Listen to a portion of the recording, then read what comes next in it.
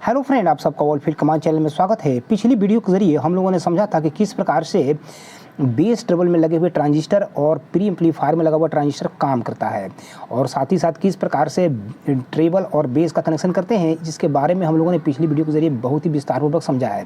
यहाँ देखेंगे कि यहाँ से लेकर यहाँ तक एक चैनल के लिए pre amplifier with bass treble section बना होता है, और यहाँ जो है यहाँ से लेकर के यहाँ तक दूसरे चैनल के लिए pre amplifier with bass treble section बना होता है। इस सेक्शन में देखेंगे कि यहाँ दो ट्रांजिस्टर लगे होते हैं प्री एम्पलीफायर के लिए, और यहाँ एक ट्रांजिस्टर लगा होता है बेस और ट्रेबल के सिग्नल को एम्पलीफाई करने के लिए। और यहाँ देखेंगे कि यहाँ बेस और ट्रेबल का कनेक्शन करते हैं, जिसके बारे में हम लोगों ने पिछले वीडियो के जरिए समझा है। आज इस वीडियो के जरिए हम लोग ये समझेंगे कि एम्पलीफायर के अंदर बना हुआ जो ऑडियो पावर एम्पलीफायर होता है, जो कि यहाँ से लेकर यहाँ तक फैला होता है एक चैनल के लिए, और दूसरे चैनल के लिए देखेंगे कि यहाँ से लेकर यहाँ तक ऑडियो पावर एम्पलीफायर बना होता है। तो यहाँ बना हुआ एक चैनल के लिए ऑडियो पावर एम्पलीफायर है, और यहाँ से लेकर यहाँ तक बना हुआ दूसरे चैनल के लिए ऑडियो पावर एम्पलीफायर है। किस प्रकार से काम करते हैं आज इस वीडियो के जरिए बहुत ही इजी वे में आप समझ पाएंगे। और तो इस बोर्ड में बने हुए दोनों ऑडियो पावर एम्पलीफायर को काम करने के लिए ड्यूल सप्लाई देना होता है। तो ड्यूल सप्लाई देने के लिए देखेंगे कि यहाँ पावर सप्लाई में यहाँ 4 डायोड यूज़ किए जाते हैं। 18018 ट्रांसफार्मर के द्वारा यहाँ पर 18 वोल्ट, यहाँ पर 0 वोल्ट और यहाँ पर 18 वोल्ट की एसी सप्लाई देते हैं।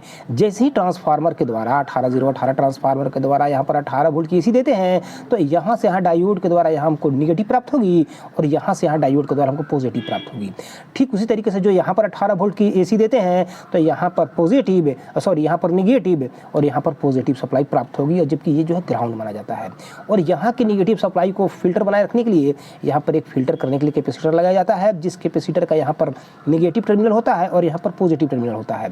और यहाँ की पॉजिटिव सप्लाई को यहाँ 2 डायोड के द्वारा जो पॉजिटिव प्राप्त होते हैं, तो उस पॉजिटिव को फिल्ट्रेशन करने के लिए यहाँ पर एक फिल्टर कैपेसिटर लगा होता है, जिसका यहाँ पर पॉजिटिव और यहाँ पर निगेटिव होता है। तो यहाँ देखेंगे कि 2 कैपेसिटर का निगेटिव और पॉजिटिव टर्मिनल आपस में जुड़े होते हैं, और इस लाइन को हम लोग ग्राउंड का लाइन मानते हैं। और ये ग्राउंड का लाइन देखेंगे कि ऐसे होते हुए ऐसे होते हुए ऐसे होते हुए ऐसे होते हुए यहाँ से लेकर के यहाँ तक फैला होता है। साथ ही साथ देखेंगे कि ऐसे होते हुए ग्राउंड का लाइन है, ऐसे होते हुए यहाँ से लेकर यहाँ तक फैला हुआ है।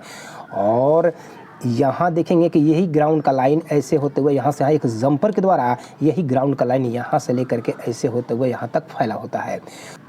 और यहाँ जो निगेटिव और यहाँ पॉजिटिव जो सप्लाई प्राप्त होगी, तो यहाँ पर लगभग 25 वोल्ट की निगेटिव है और यहाँ 25 वोल्ट की पॉजिटिव सप्लाई प्राप्त होगी।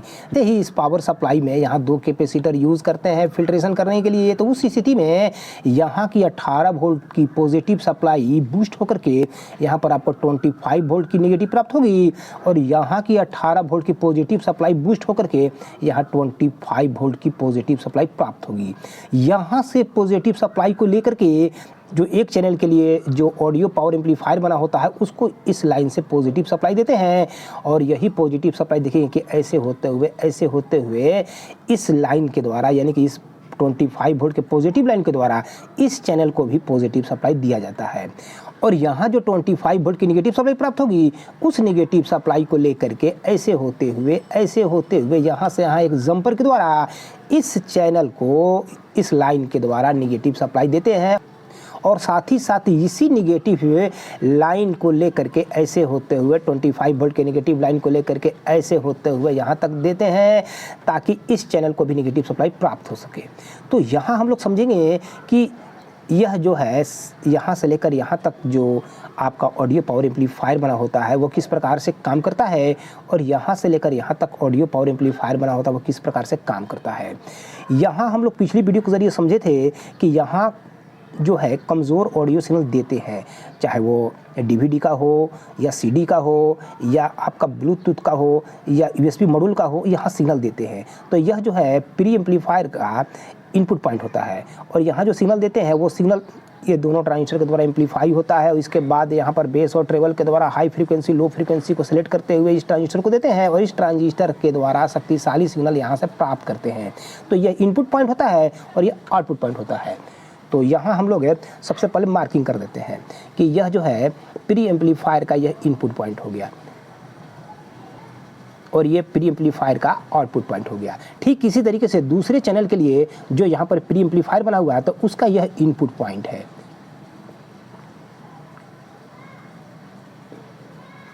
यहाँ पर दिया जाने वाला सिग्नल ये दोनों ट्रांजिस्टर के द्वारा एम्पलीफाई होता है और उसके बाद हाई फ्रीक्वेंसी लो फ्रीक्वेंसी को बेस और ट्रेवल कंट्रोल के द्वारा सेलेक्ट करते हुए इस ट्रांजिस्टर के द्वारा एम्पलीफाई करके वो सिग्नल जो है ऐसे होते हुए यहाँ प्राप्त करते हैं।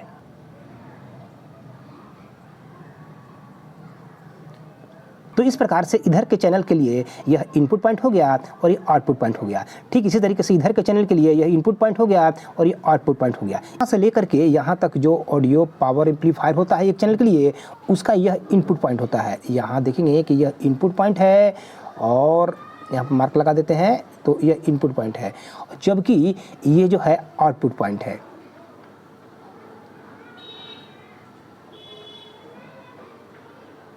ठीक इसी तरीके से दूसरे चैनल के लिए जो यहाँ ऑडियो पावर एम्पलीफायर बना हुआ है उसका यह इनपुट पॉइंट है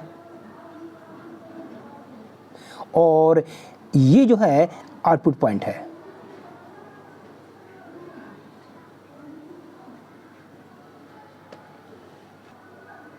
यानी कि कमज़ोर ऑडियो सिग्नल यहाँ देंगे और शक्तिशाली सिग्नल यहाँ प्राप्त करेंगे और यहाँ से लेकर के स्पीकर को देंगे और साथ ही साथ दूसरे चैनल के लिए कमज़ोर ऑडियो सिग्नल यहाँ देंगे और शक्तिशाली सिग्नल यहाँ से लेकर के स्पीकर को देते हैं। तो इस बोर्ड में अगर आप एक चैनल के बारे में समझ पाएंगे तो दूसरा चैनल सेम टू सेम बना होता है तो दूसरे चैनल के बारे में भी बहुत ही ईजी वे में समझ पाएंगे। यहाँ देखेंगे कि यहाँ लगातार 3 ट्रांजिस्टर यूज़ किए गए हैं। यहाँ देखेंगे कि एक ट्रांजिस्टर यहाँ लगा होता है, फिर एक ट्रांजिस्टर यहाँ लगा होता है और एक ट्रांजिस्टर यहाँ लगा होता है। ठीक इसी तरीके से दूसरे चैनल में भी देखेंगे कि यहाँ पर एक ट्रांजिस्टर लगा होता है, फिर एक ट्रांजिस्टर यहाँ लगा होता है, एक ट्रांजिस्टर यहाँ लगा होता है, यानी कि लगातार 3 ट्रांजिस्टर लगे होते हैं, यहाँ भी और यहाँ भी लगे हुए हैं। साथ ही साथ देखेंगे कि यहाँ एक ट्रांजिस्टर लगा होता है BD 140 नंबर का और यहाँ लगा होता है BD 139 नंबर का ट्रांजिस्टर लगा होता है। ठीक इसी तरीके से इस चैनल में भी देखेंगे कि यहाँ पर BD 140 नंबर का ट्रांजिस्टर लगा होता है और यहाँ BD 139 नंबर का ट्रांजिस्टर लगा होता है और यहाँ BD 140 और यहाँ BD 139 के बीचों बीच एक ट्रांजिस्टर लगा होता है और साथ ही साथ यहाँ देखेंगे कि यहाँ भी BD 140 और BD 139 के बीचों बीच यहाँ एक ट्रांजिस्टर लगा होता है जिसका नंबर होता है BC 548। इस प्रकार से इस बोर्ड के साथ देख रहे हैं कि यहाँ 3 ट्रांजिस्टर, इसके बाद एक यहाँ ट्रांजिस्टर 4 और इसके बाद यहाँ ट्रांजिस्टर कुल मिलाकर के 6 ट्रांजिस्टर बोर्ड के साथ लगे हुए हैं एक चैनल के लिए और दूसरे चैनल के लिए भी इस बोर्ड के साथ यहाँ 3 ट्रांजिस्टर, इसके बाद एक ट्रांजिस्टर यहाँ लगा हुआ है, चौथा ट्रांजिस्टर हो गया, इसके बाद 5 और ये 6 ट्रांजिस्टर इसमें लगे हुए हैं और 2 ट्रांजिस्टर हीट सिंक के साथ लगे होते हैं 30-55 के रूप में एक चैनल के लिए और 2 ट्रांजिस्टर और लगे होते हैं हीट सिंक के साथ 30-55 के रूप में दूसरे चैनल के लिए। तो इस बोर्ड को पलटते हुए समझेंगे। तो इस बोर्ड में देख रहे हैं कि यहाँ से लेकर यहाँ तक एक ऑडियो पावर एम्पलीफायर बना हुआ है और दूसरे चैनल के लिए यहाँ से लेकर यहाँ तक दूसरा ऑडियो पावर एम्पलीफायर बना हुआ है। यहाँ एक ऑडियो पावर एम्पलीफायर में 3 ट्रांजिस्टर लगे हुए हैं लगातार, इसके बाद 2 पावर ट्रांजिस्टरों के बीच में एक ट्रांजिस्टर यहाँ लगा हुआ है और इसके बाद यहाँ 2 ट्रांजिस्टर पावर के रूप में लगे हुए हैं जिसका नंबर होता है BD 140 और BD 139। ठीक उसी तरीके से यहाँ 3 ट्रांजिस्टर है और ये दोनों ट्रांजिस्टर के बीच में एक ट्रांजिस्टर लगा हुआ है BC 548 है और इसके बाद यहाँ 2 ट्रांजिस्टर यूज़ किए गए हैं जिसका नंबर होता है BD 140 और BD 139 है। तो यहाँ समझेंगे कि प्री एम्पलीफायर और BT किट के द्वारा जो सिग्नल आउट होता है यहाँ से जो प्राप्त होता है तो वो सिग्नल को एक यहाँ से रजिस्टर के द्वारा सीधे इस ऑडियो पावर एम्पलीफायर को देते हैं इस चैनल के लिए और यहाँ से एक रजिस्टर के द्वारा इस चैनल के ऑडियो पावर एम्पलीफायर को देते हैं। तो अगर इस चैनल के बारे में समझ पाएंगे तो दूसरा चैनल चूँकि सेम टू सेम बना होता है तो दूसरा चैनल भी बहुत ईजी वे में आप समझ पाएंगे। तो यहाँ से यहाँ एक 220 ओम का रजिस्टर है और उसके बाद यहाँ से यहाँ 104 के कैपेसिटर के द्वारा सिग्नल जो है सीधे ले जाकर के इस ट्रांजिस्टर के बेस को देते हैं। ये जो ट्रांजिस्टर होता है इसको फर्स्ट प्री एम्पलीफायर ट्रांजिस्टर बोलते हैं। इसका नंबर होता है BC 558। यह जो ट्रांजिस्टर जो यहाँ लगा हुआ है इस ट्रांजिस्टर का यहाँ कलेक्टर, यहाँ पर बेस और यहाँ पर इमिटर होता है। इस ट्रांजिस्टर के बेस पर जो कमज़ोर सिग्नल जो दिए तो इस सिग्नल को यह एम्पलीफाई करने का काम करता है, एम्पलीफाई करके यानी कि मजबूत करके अपने कलेक्टर से आउट करता है। ये ट्रांजिस्टर कलेक्टर है और कलेक्टर से निकाल करके सीधे इस ट्रांजिस्टर के बेस को देता है। लेकिन इस ट्रांजिस्टर के इमीटर को जो सप्लाई देते हैं तो सप्लाई को कंट्रोल करने के लिए देखेंगे कि यहाँ पर एक और ट्रांजिस्टर लगा होता है जिसको हम लोग फीडबैक ट्रांजिस्टर बोलते हैं। इसके इमीटर को सप्लाई देने के लिए देखिएगा कि ये जो पॉजिटिव लाइन है 25 वोल्ट के पॉजिटिव लाइन है, इसी पॉजिटिव लाइन से यहाँ से एक रजिस्टर लगाते हैं जिस रजिस्टर का वैल्यू होता है 2.2 किलो ओम। 2.2 किलो ओम के रजिस्टर के द्वारा यहाँ सप्लाई देते हैं और यहाँ सप्लाई को फिक्स बनाए रखने के लिए यहाँ पर एक 12 वोल्ट का जीनर है, 12 वोल्ट का जीनर और यहाँ पर एक 47 MFD का कैपेसिटर यूज़ में लाते हैं। और यहाँ सप्लाई को फिक्स बनाए रखते हुए यही सप्लाई यहाँ से एक रजिस्टर के द्वारा 3.3 किलो ओम के रजिस्टर के द्वारा इस ट्रांजिस्टर के इमीटर को सप्लाई देते हैं। और यहाँ के इमीटर के सप्लाई को फिक्स बनाए रखने के लिए ही यहाँ पर एक फीडबैक ट्रांजिस्टर लगाते हैं, जो कि इस ट्रांजिस्टर के इमीटर के वोल्टेज को स्टेबलाइज करने का काम करता है। हम लोग जानते हैं कि यह जो ऑडियो पावर एम्पलीफायर है इसका ये आउटपुट पॉइंट है, यहीं पर स्पीकर का कनेक्शन करते हैं और यहीं पर जो हमको सिग्नल प्राप्त होती है। तो अगर सिग्नल में किसी प्रकार का उतार और चढ़ाव होता है तो उसी अनुसार से यहाँ पर वोल्टेज में भी उतार और चढ़ाव होता है। तो अगर वोल्टेज यहाँ का चेंज हो, कब चेंज होगा? जब यहाँ का सिग्नल के वैल्यू में अगर चेंजिंग होता है तो उस स्थिति में यहाँ का वोल्ट भी चेंज होता है। तो यहाँ की वोल्टेज में होने वाले बदलाव की इन्फॉर्मेशन यहाँ से ऐसे होते देखें कि यहाँ यह लाइन जो है यहाँ तक जुड़ा हुआ है और यहाँ से यहाँ एक रजिस्टर लगा होता है और जो रजिस्टर लगा होता है इस रजिस्टर का वैल्यू होता है लगभग 15 किलो ओम। 15 किलो ओम के रजिस्टर के द्वारा यहाँ के होने वाले वोल्टेज में उतार चढ़ाव की सूचना ऐसे होते हुए इस रजिस्टर के द्वारा सीधे इस ट्रांजिस्टर के बेस को देते हैं, जिसको हम लोग फीडबैक ट्रांजिस्टर बोलते हैं। और ये फीडबैक ट्रांजिस्टर जाकर के यहाँ के इमीटर के वोल्टेज को स्टेबलाइज करने का काम करता है। इस ट्रांजिस्टर के कलेक्टर को डायरेक्ट निगेटिव लाइन 25 वोल्ट के निगेटिव लाइन से जोड़ा जाता है, क्योंकि यह ट्रांजिस्टर पीएनपी होता है, BC 558 ट्रांजिस्टर पीएनपी होता है, तो इसके कलेक्टर को निगेटिव लाइन से जोड़ा जाता है। इसके बाद देखेंगे कि इस ट्रांजिस्टर के बेस के वोल्टेज को स्टेबलाइज रखने के लिए देखिएंगे कि यहाँ से यहाँ एक रजिस्टर लगाया जाता है 220 ओम का रजिस्टर और फिर यहाँ से यहाँ एक कैपेसिटर ग्राउंड से जुड़ा होता है, जिस कैपेसिटर का वैल्यू होता है 47 MFD यानी कि 47 MFD का। इसके बाद समझेंगे कि जब इस ट्रांजिस्टर के बेस को सिग्नल दिए, कहाँ से दिए, तो इधर से आने वाला सिग्नल ऐसे होते हुए एक रजिस्टर के द्वारा 220 ओम का रजिस्टर के द्वारा 104 के कैपेसिटर के द्वारा वो सिग्नल जो इसके बेस को दिए, तो वो सिग्नल को शक्तिशाली करके यह ट्रांजिस्टर अपने कलेक्टर से आउट करने का काम करता है। कलेक्टर से आउट करके वो सिग्नल को लेकर के सीधे इस ट्रांजिस्टर के बेस को देता है। यह सेकंड प्री एम्पलीफायर ट्रांजिस्टर होता है। इसके बेस पर दिया जाने वाला सिग्नल को यह एम्पलीफाई करके अपने कलेक्टर से आउट करने का काम करता है। इसके बेस और कलेक्टर के साथ एक 220 का PF का एक कैपेसिटर लगा होता है, जो कि हाई फ्रीक्वेंसी को बाईपास करने का काम करता है। यह ट्रांजिस्टर जो है BC 548 होता है, यानी कि NPN ट्रांजिस्टर होता है। तो इसका इमीटर देखेंगे कि यह निगेटिव लाइन से 25 वोल्ट के निगेटिव लाइन से जुड़ा होता है और इसका कलेक्टर से निकलने वाला सिग्नल है, आप देखेंगे कि यहाँ से ऐसे होते हुए सीधे यहाँ लगा हुआ ट्रांजिस्टर के इमीटर को चला जाता है और साथ ही साथ यहाँ से यहाँ एक रजिस्टर के द्वारा वो सिग्नल है सीधे यहाँ पर लगा हुआ BD 140 ट्रांजिस्टर के बेस को देते हैं। यहाँ पर पावर ट्रांजिस्टर के रूप में BD 140 ट्रांजिस्टर यूज़ में लाते हैं, जिस ट्रांजिस्टर का यहाँ पर बेस होता है, यहाँ पर कलेक्टर होता है और यहाँ पर इमीटर होता है। इस ट्रांजिस्टर के बेस को जब सिग्नल देते हैं तो वो सिग्नल एम्पलीफाई होकर के एक से आउट होता है, कलेक्टर से निकलता है। और साथ ही साथ इसका इमीटर देखेंगे कि ये जो आउटपुट लाइन है, यहाँ से यहाँ एक रजिस्टर के द्वारा इसका इमीटर है, एक रजिस्टर के द्वारा आउटपुट लाइन से जुड़ा होता है, जिस रजिस्टर का वैल्यू होता है 10 ओम। हाफ वाट का यहाँ रजिस्टर का यूज़ करते हैं आउटपुट लाइन से। और आगे समझेंगे कि इस ट्रांजिस्टर का जो कलेक्टर है, ये इमीटर यहाँ पर बेस और यहाँ पर कलेक्टर होता है, तो इसका कलेक्टर देखेंगे कि यहाँ से यहाँ एक रजिस्टर के द्वारा इस ट्रांजिस्टर के बेस से जुड़ा होता है। इस ट्रांजिस्टर को ड्राइव करने का काम यह ट्रांजिस्टर करता है। तो यहाँ पर जो ट्रांजिस्टर जो लगा होता है BC 548 है, उसका यहाँ पर इमीटर, यहाँ पर बेस और यहाँ पर कलेक्टर होता है। इस ट्रांजिस्टर को काम करने के लिए सप्लाई यहाँ जो पॉजिटिव जो लाइन है, ये वाला जो पॉजिटिव लाइन है 25 वोल्ट का पॉजिटिव लाइन है, इसी 25 वोल्ट का पॉजिटिव लाइन से यहाँ से यहाँ एक रजिस्टर लगाते हैं, जिस रजिस्टर का वैल्यू होता है 1.5 किलो ओम। 1.5 किलो ओम के रजिस्टर के द्वारा सप्लाई यहाँ देते हैं और फिर यही सप्लाई को फिर एक रजिस्टर लगाते हैं 4.7 किलो ओम का और उस रजिस्टर के द्वारा यहाँ सप्लाई देते हैं इस ट्रांजिस्टर के कलेक्टर को। तो अगर कलेक्टर पर सप्लाई प्राप्त नहीं हो तो 25 वोल्ट के लाइन से लगा हुआ, या तो इस रजिस्टर की खराबी होगी या इस रजिस्टर की खराबी होगी। और साथ ही साथ है जो आउटपुट लाइन है, इसी आउटपुट लाइन से यहाँ पर एक 4.7 MFD का कैपेसिटर, 47 MFD का कैपेसिटर यूज़ में लाते हैं, जो कि चार्ज और डिस्चार्ज होकर के यहाँ के वोल्टेज में बदलाव करने का काम करता है। और इसके बेस को सप्लाई देने के लिए देखेंगे कि यहाँ से यहाँ एक रजिस्टर का यूज़ किया जाता है, जिसका वैल्यू होता है 3.3 किलो ओम का। और इसके बेस के साथ देखेंगे कि यहाँ से यहाँ एक डायोड भी लगा होता है, जिसका वैल्यू होता है 4007। और इसके बाद देखेंगे कि इस ट्रांजिस्टर के बेस को ड्राइव करने के लिए ये ट्रांजिस्टर लगा होता है, जो कि यहाँ से यहाँ 100 ओम के रजिस्टर के द्वारा इसके बेस को ड्राइव करने का काम करता है। और इस ट्रांजिस्टर के बेस को ड्राइव करने के लिए यह ट्रांजिस्टर लगा होता है जो कि यहाँ से यहाँ रजिस्टर के द्वारा इस ट्रांजिस्टर के बेस को ड्राइव करने का काम करता है। इस ट्रांजिस्टर के कलेक्टर को और बेस को सप्लाई यह ट्रांजिस्टर देने का काम करता है। जब इसके कलेक्टर को और बेस को सप्लाई प्राप्त होती है तो उस स्थिति में यह जो है ट्रांजिस्टर अपने मीटर सप्लाई आउट करता है और वही सप्लाई लेकर के इसके कलेक्टर को और साथ ही साथ एक रजिस्टर के द्वारा इसके बेस को दिया जाता है। यहाँ लगा हुआ ट्रांजिस्टर BD 140 है जो पावर ट्रांजिस्टर होता है और इसके बेस पर जैसे सिग्नल प्राप्त होता है तो वो सिग्नल को एम्पलीफाई करके अपने कलेक्टर से आउट करके सीधे 3055 ट्रांजिस्टर के बेस को देता है। जहाँ 3055 ट्रांजिस्टर लगाया जाता है जो कि इस बोर्ड पर नहीं लगा करके हीट सिंक के साथ 3055 ट्रांजिस्टर लगे होते हैं।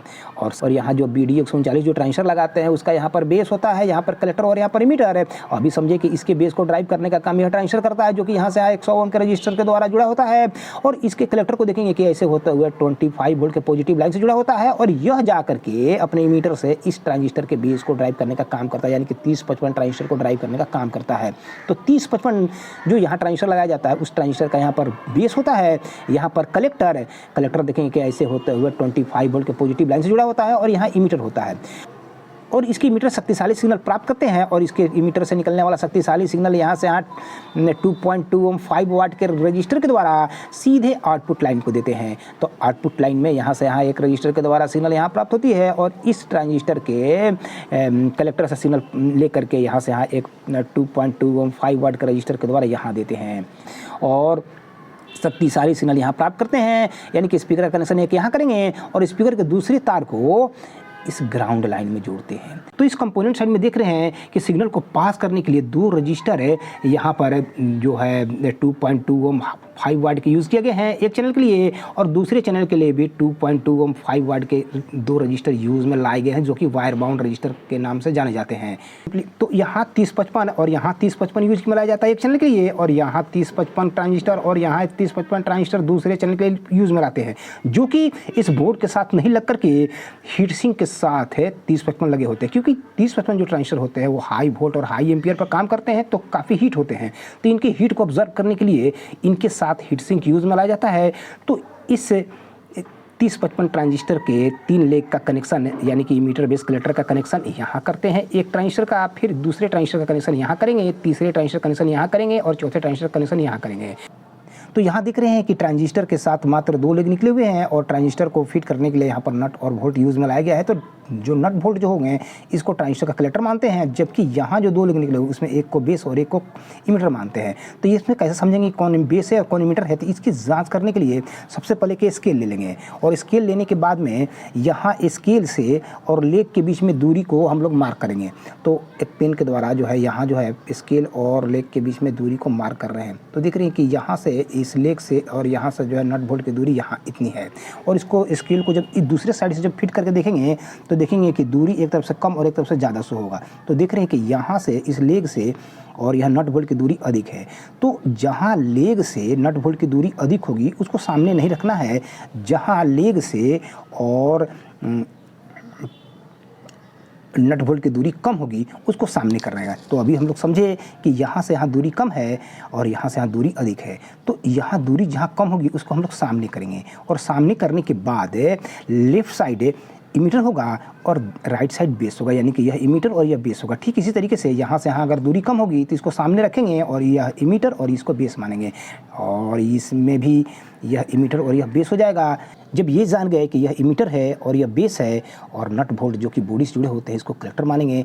तो जब ये जान गए तो अब इस ट्रांजिस्टर की हम लोग जांच कर सकते हैं। ठीक इसी तरीके से इसकी भी जांच करेंगे और जितने भी ट्रांजिस्टर लगे उसकी जांच करेंगे। तो सबसे पहले मल्टीमीटर को हम लोग कंटिन्यूटी रेंज में फिट करेंगे। तो यहाँ मल्टीमीटर को कंटिन्यूटी रेंज में फिट किए हुए हैं, यानी कि बीप के रेंज में फिट किए हुए हैं और फिट करने के बाद मल्टीमीटर के सबसे पहले लाल तार को ट्रांजिस्टर के बेस पर रखेंगे और यह ट्रांजिस्टर का बेस है। अभी थोड़ा देर पहले समझे कि यह बेस है।